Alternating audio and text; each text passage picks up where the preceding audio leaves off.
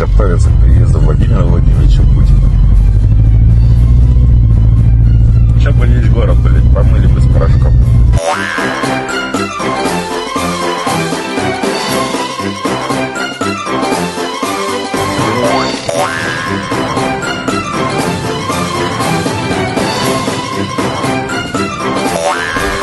Старый город кого? Глянь, где-то ловить. Лох. Аббат, куда пуларим было хотел. Для амбассадора.